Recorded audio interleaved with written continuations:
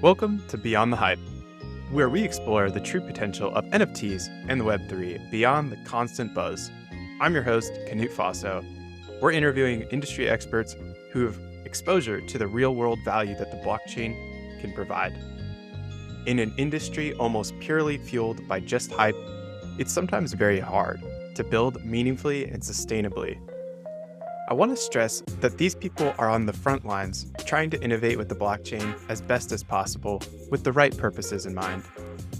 As the founder and CEO of HODLperks, my goal is to build a product that's sustainable, meaningful, and really does provide real-world value to everybody.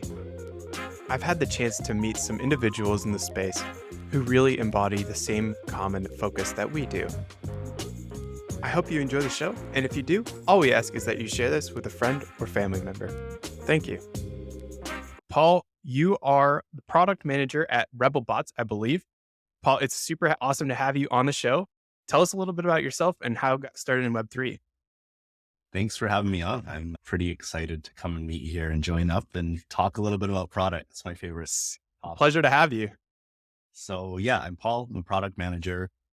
I started in web design, then got into IT help desk, and eventually into IT consulting, which is ultimately what led me to build digital products. So we were consulting agency first, and then we were building IT service management suite on top of our consulting methodology, and then eventually shifted into a product organization, implementing our own software instead of doing consulting. It was a little bit of an evolution, and I got my first exposure to how you build stuff. From there, I got into a bunch of different industries. I've been working in software for project management and PMOs, supply chain logistics around telecoms and rolling out cellular networks. I did some disaster recovery planning software, which was way more interesting than it sounded. And then, I got into tech, regulatory body software, which is obviously the jumping point to get into. Yeah.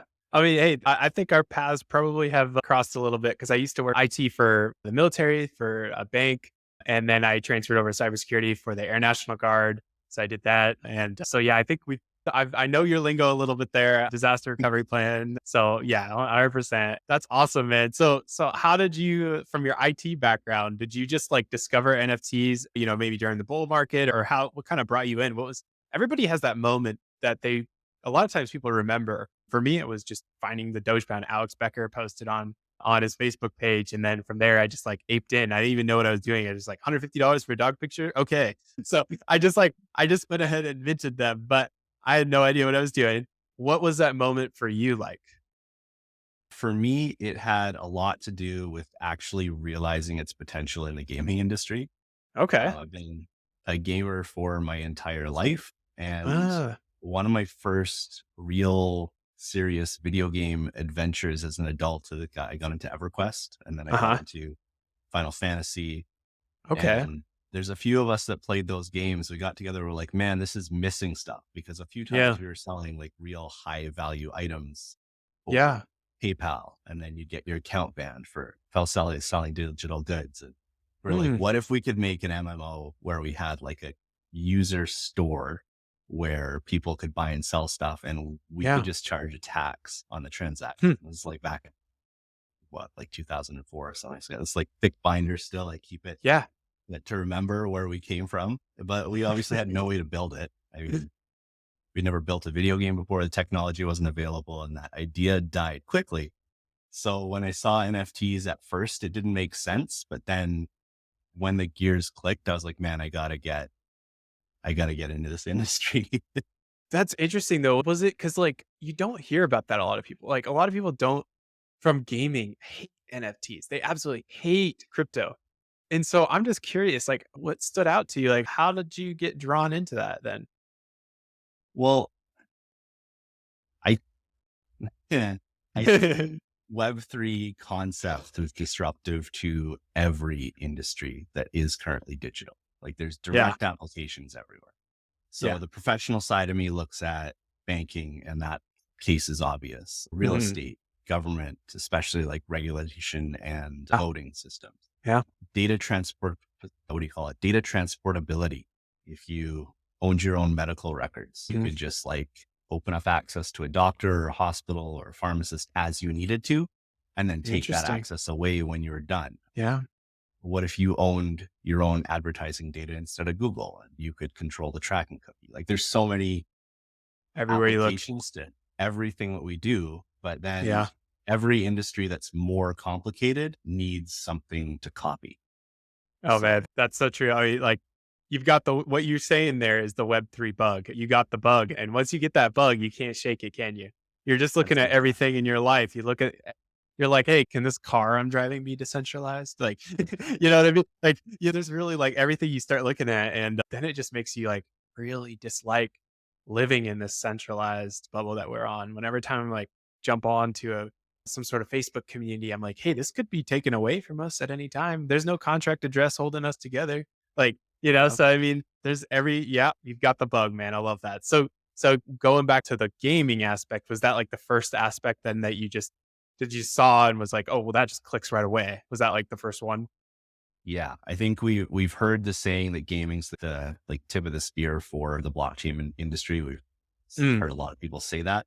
That makes sense to me yeah. because it's a much more simple industry. And if Mhm. you actually look at non-gaming industries in many different industry verticals, they copy gaming fundamentals Yeah. in so many different ways. Like you hear the term gamify a user experience as a Yeah. standard product practice in everywhere but gaming because Yeah. they copy. So there's just so many things in gaming that make sense. We understand the value of collectibles. Digital Mm, collectibles isn't that far of a jump. I think the stat was over 200 million people watched yeah. esports regularly last year or the year before. And then of those people, nearly 60% of them buy merchandise related to the Yeah. esports they watch.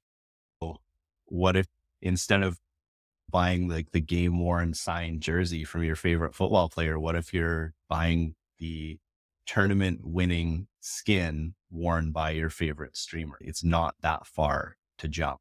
Or Yeah. Magic cards selling for 10 grand a pop from the original collection. Yeah. We can Man, see that's so that true. Yeah. season one in Fortnite. If you just did that, like there's so many things there that are just so easy to see.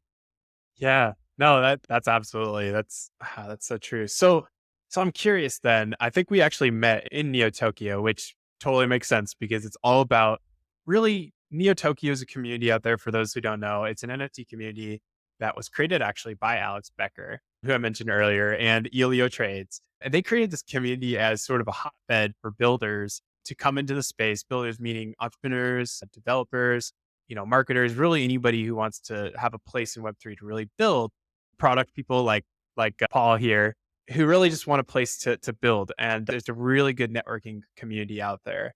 Now they have a huge emphasis on gaming, so that makes total sense. Now, I'm curious, kind of, did you just find that community right away, or was that just kind of aligning with your already big passion and interest that you had with gaming, or how did that kind of jive? How did you find yourself into Neo Tokyo? I was in many, I guess, NFT communities, and a Hmm. lot of them were talking about Neo Tokyo as the builders community. A few years ago, I went to a few classes at product school. I had a great time there learning with a bunch of other product managers and Hmm. product executives. And we actually keep in touch. One of the cohorts, we have a roundtable that we do every 2 months. We still get together. We talk about all things product and career and kind of help each other out and find a sounding board. That's awesome. And that's a great resource for me. It's been a great resource for like career and personal development. Yeah. And so I thought in the Web3 space, if there's this community available, I'd love to have more of that in my life, but with people that are centered specifically in my industry. I thought that Yeah. those would be the type of connections that are invaluable to me. Yeah. Yeah. For sure. No, that's awesome. And I know that, you really know product well. And I was talking to Paul about this earlier, but there's such a lack of product people in this space that it's so funny because only the really well big funded startups have products. But it's almost like you met a bunch of internet marketers and you had a bunch of devs and you just put them in like a bowl. That's basically the Web3 space. Like marketers or devs, and that's it. Like there's no like in between. Like it's pretty much that's it. There's very little people who are very knowledgeable on product, building something that's actually meaningful and sustainable, something that's providing value and not just extracting it out of nowhere, not just extracting it out of thin ice, right? That's the problem in Web3 is that we've had so many things that are just extracting this free money or extracting this fake token or whatever from nowhere, or for the at the cost of others and their well-being, dumping, they talk about this sometimes, but dumping your bags on the next fool. That's really just greater fool theory, right? And so then it just creates this hamster wheel of doing the next thing, and everything has a very short life cycle. Every product or every community out there really just has a very short life cycle, and that's the problem with that we're facing today. And again, this show is all about let's explore ways that we're different thoughts, different ideas, different takes on things that we're building sustainably and meaningfully in the space. So, Paul, for you, what do you think some of the biggest challenges that things are facing today in the Web3 industries in terms of building sustainably and ethically at the same time? So in terms of sustainably, I think that you get a lot of people come into the space and then very quickly leave Mm, because how confusing it is, how hard to use it is, how dangerous it can be if you don't know what you're doing. yeah. And so long term as an industry, I think we need to put a focus on making sure that we're building the right things first and then building with the user in mind and building around the user experience. So Mhm. kind of product fundamentals. And it's the old school way of doing things, I guess, now, if you look Yeah. at what Web3 is like right now, but that's And how really, what does that look like? Like, how do you identify those though? Like, you're just somebody, you're a normie just coming into the space. Like, how do you identify? Like, there's so much noise in this space, and you see this Pepe token taken off. Like, you're just tapping into things. Like, where do you even start to like find these projects and these, things that you're working on, things that I'm working on? Like, how do you even find these things? You got to dig. yeah. And they're not obvious. And everything feels like it's trying to steal from you at the end of the day. I can think of one example, not of stealing projects, but just in general, what's driving people away. Before I joined the industry, I was looking for a hardware wallet and I was reading reviews on Amazon. And for this ledger, I had this one review just jumped out at me. It was set off all the alarms in my product brain. The guy said, the ledger was great. It did exactly what it's supposed to do, but I'm still returning it.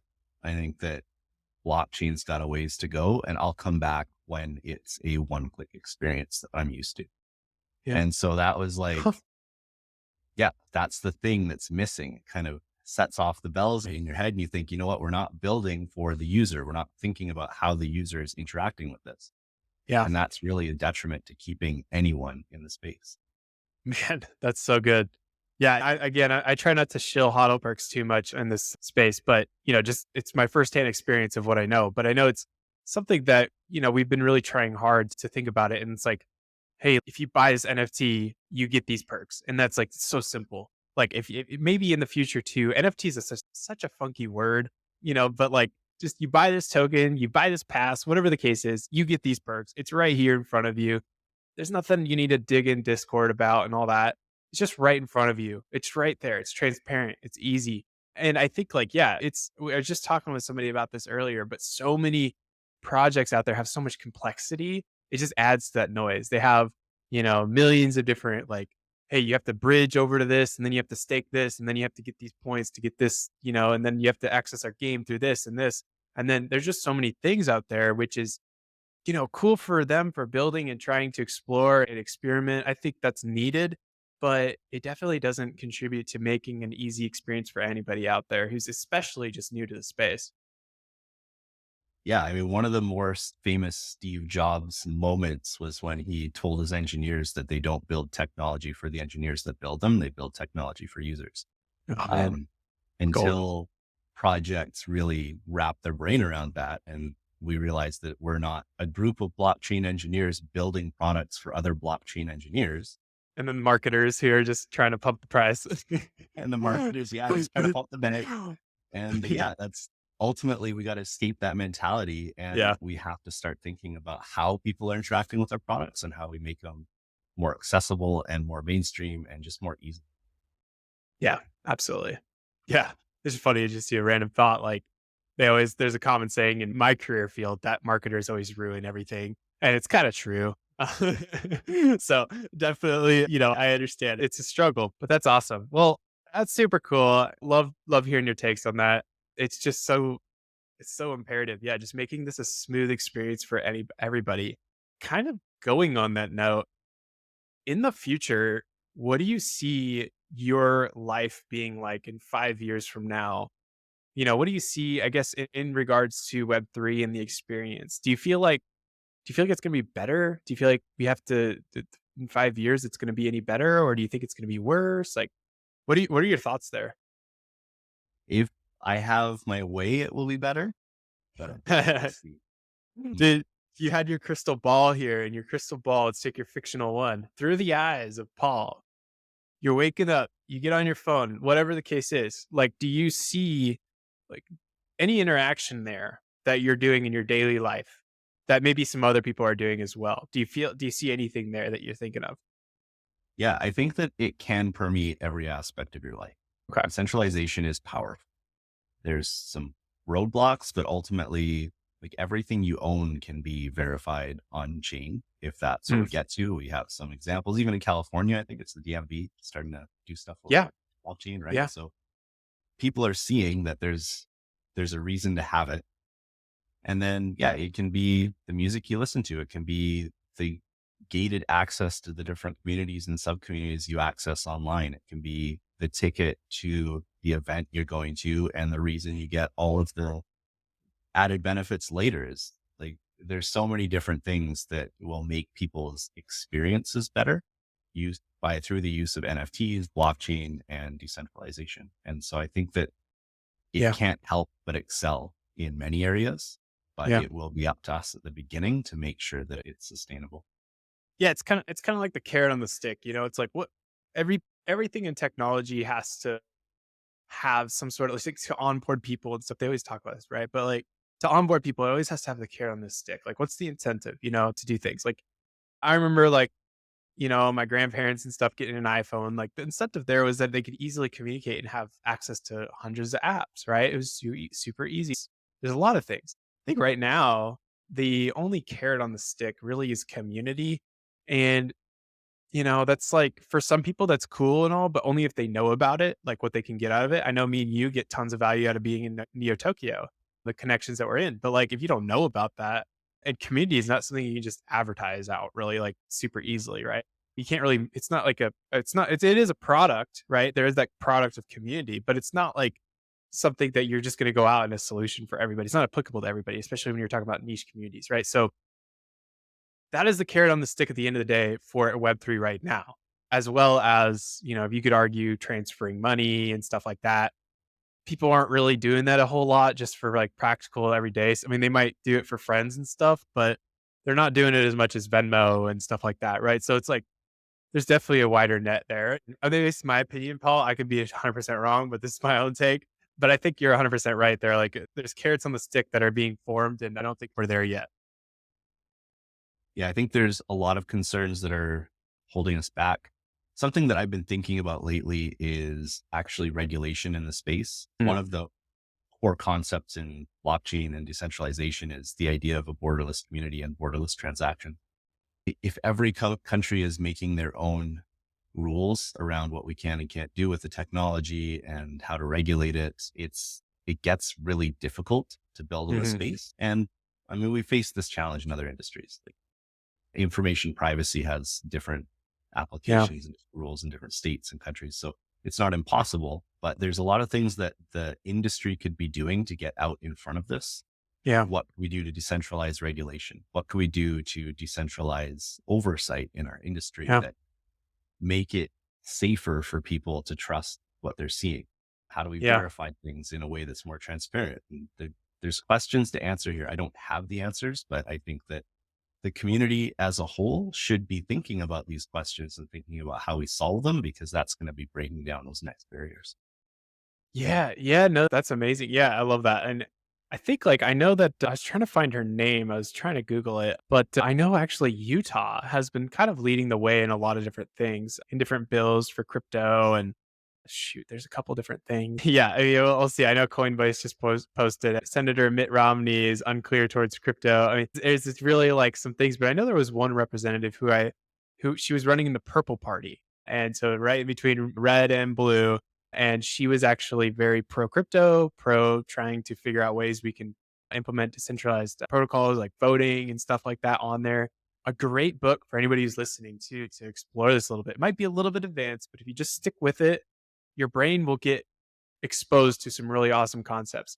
But Proof of Stake is really amazing. Listen to the audiobook. I highly recommend it and try to just glean as much information as you can. It's a lot. You might need to read this book like 5 times, but Proof of Stake goes through all the different use cases and things that are not use cases for crypto. Like, for example, it's really hard to physically govern something. If there's something in the physical realm, it's really hard to govern that on something that's purely digital, right? So there's definitely smart contracts, things like that that are great for implementation, but also things that they go through that are not. So it talks about those as different examples. So totally just a little bit of ramble here, but totally listen to that book. It's great, or read it. It's awesome. So it's by the founder of Ethereum, Vitalik. So anyways, Paul, let's get back on track here. That is the 100% though. I see what you're saying.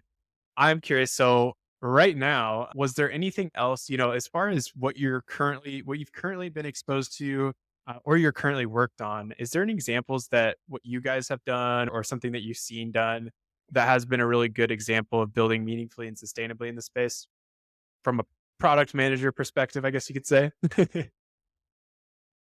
Yeah, I think something that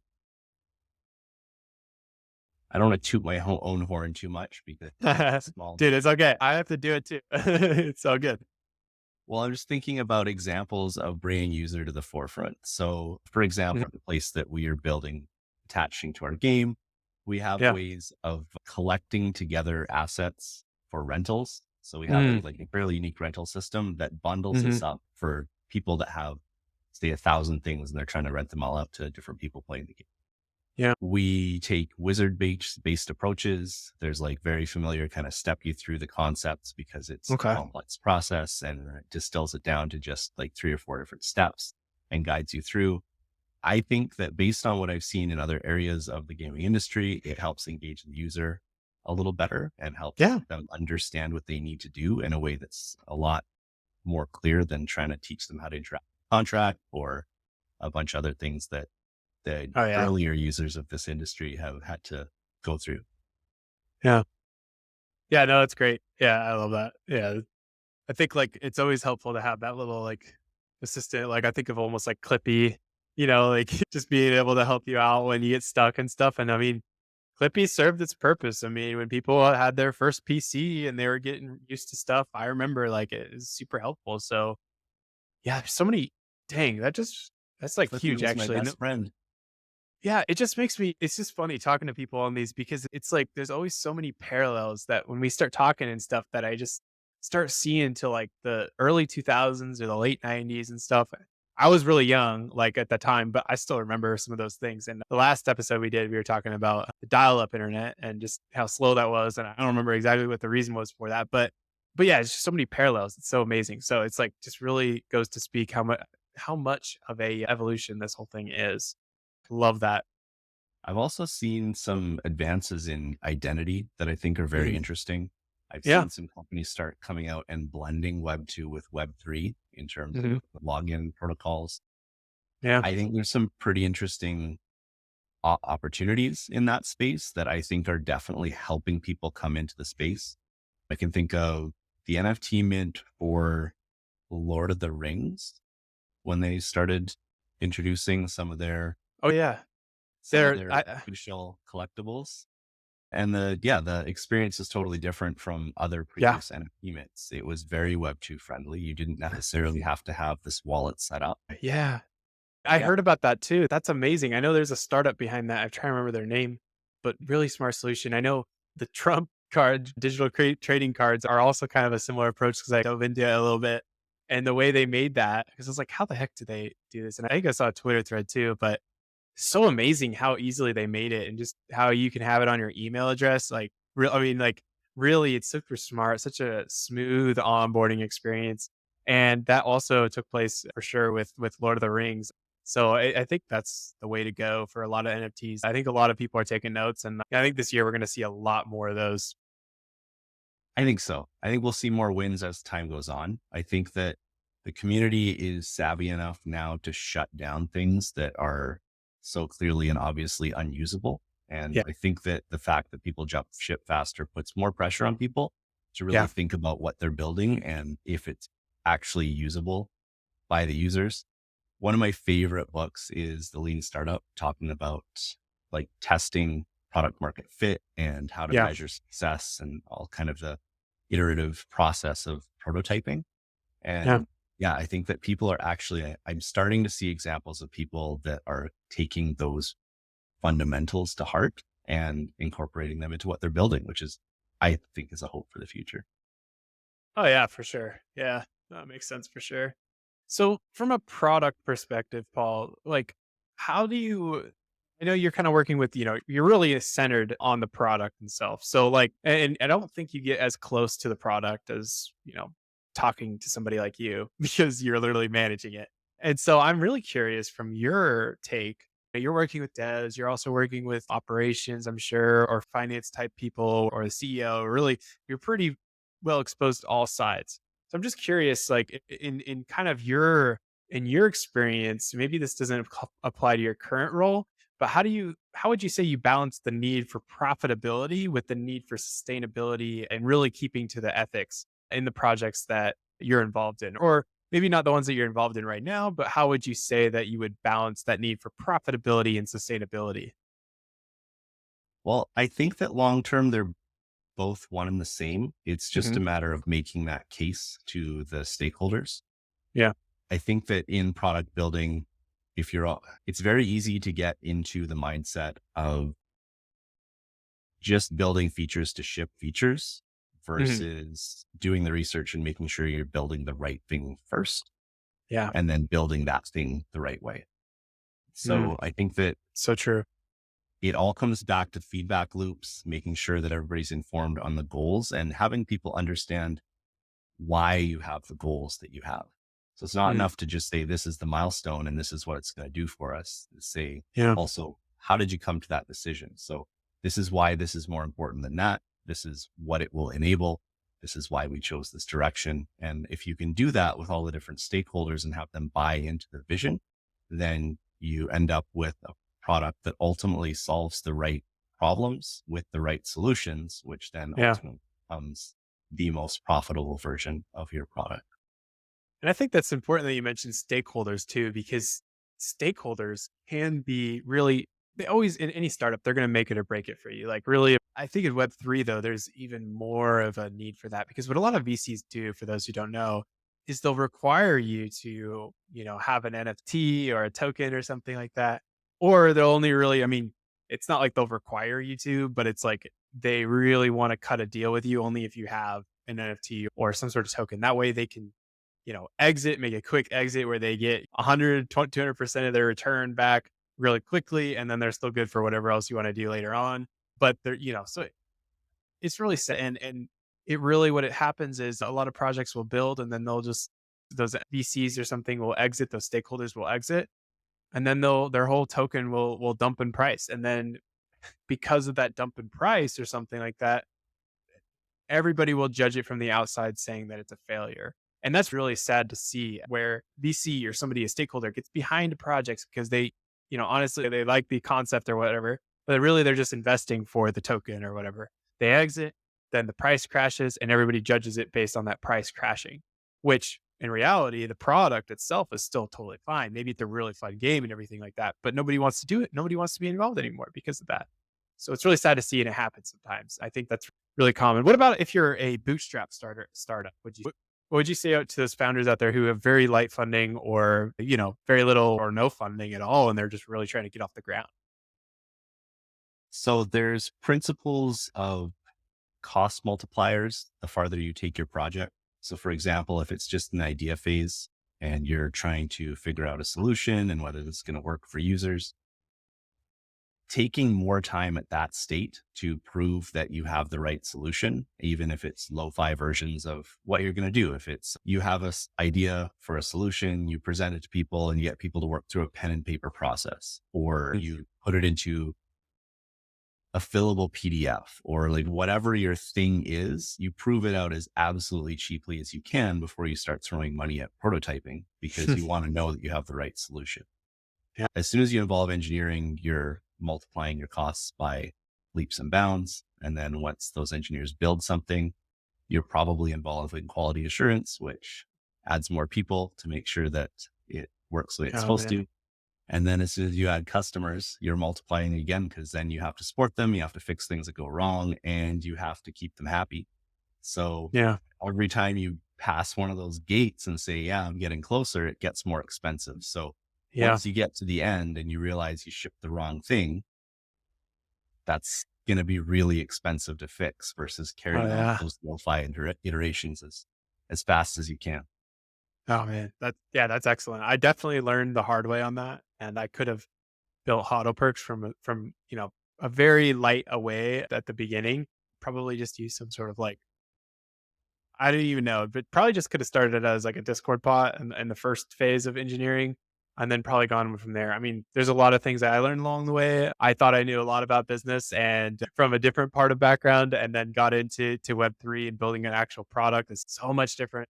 So entrepreneurs out there who think you know how to build a product from scratch, it's a lot more work than, taking something that you might have known that was a proven business model. So but yeah, absolutely. So love that. That is gold. Well, Paul, it has been such an awesome pleasure talking with you. I'm going to go ahead and wrap things up. But before I do, I was curious if you had any advice or tips for somebody. I just kind of mentioned some there from, somebody would be in my shoes, but for you, from being in either a product or maybe an IT background, what advice would you give to someone who wants to start building or being a part of somebody, a team or a company who is building, a real solution, who is building a real product? What advice would you want to give to someone who's looking to break into that, looking to apply themselves and their skill sets into the space? What would you say? Where would they start? Where would they go? I think any industry knowledge that you have is transferable to Web3. And I think there's enough hunger in the market that you can probably find people that are doing things in your industry. So Hmm. if you have some Web2 professional background, I think that jump becomes quite easy, because Hmm. you can dive in and say, hey, who's building what I do, but Yeah. on chain, and try and seek those opportunities out. You might be able to even convince your own organization to open up some type of new venture where they're applying what they do to Mm. blockchain. So there's that. If Yeah. you don't have that background, if you're kind of newer, have less experience, there are so many projects out there in the space. And I would recommend getting active in communities in the projects that you are the most interested in. I've seen so many people jump from the community to the project team just because they've shown so much passion and zeal about the whatever is being built, that ultimately they end up on the team. And as far as learning, read and Mm. get on YouTube and listen to podcasts, because there's so much knowledge for free out there.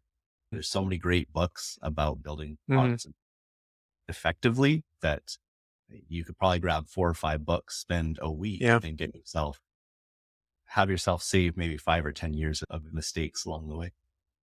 Yeah, no, totally. I think maybe too, do you feel like people need to tone their expectations, like when they're looking for a wage or something like that, or anything like that? Do you feel like, is there some sort of thing that they should do for toning their expectations? Because if your product manager is making 250K right now, or 200,000 or 150, maybe at another job, would you expect to maybe match that going into Web3? Or would you say, maybe this is more learning season instead of earning season? But what are your thoughts? You might have to. It depends on where you're going and what cycle of investment, I think, the project that you're joining. So I've seen some crazy money thrown out in Web3, especially when we were in the bull run. There's Yep. just ridiculous salaries getting thrown out there, plus token allocations. But yeah, you're probably in the bear market. You're probably going to have to take a step down. You might even have to do a lateral move to get into a position where you can just learn the industry better. Yeah. I think all of those things are fine to do. Like, Or if you don't have any transferable skill, then you might need to be an intern for a bit where you're able to assist and learn as you go and not even worry about pay. Just really getting exposed to something is your pay. Yeah, that makes sense for sure. Yep. Love that. Well, that's awesome, Paul. It's been super big pleasure to have you on. I thank you so much for diving into some of these concepts. I really do appreciate your time and everything. Did you have any other thing that you want to cover before we sign off, or is there anything other that you wanted to bring up? No, I think that was a good conversation. Really Yeah, appreciate being here, dude. That was so much fun. yeah, Yeah. for sure. Yeah, it is awesome having you on Beyond the Hype. If you are a listener who has a question for Paul or wants to contact him, where could they find you, Paul? I'm on Twitter. I am Darth Paul, or you can get me on LinkedIn. It's Paul B. Taylor, I think. Awesome. If you're part of Neo Tokyo, just send me a DM and let's chat. Let's talk. Awesome. Yeah, I'm sure some people later on down the road will want to talk to you. Paul, it's been such an awesome chat again. Thank you so much. And we're going to go ahead and sign this off. Thank you again for listening, and we'll see you next time on Beyond the Hype.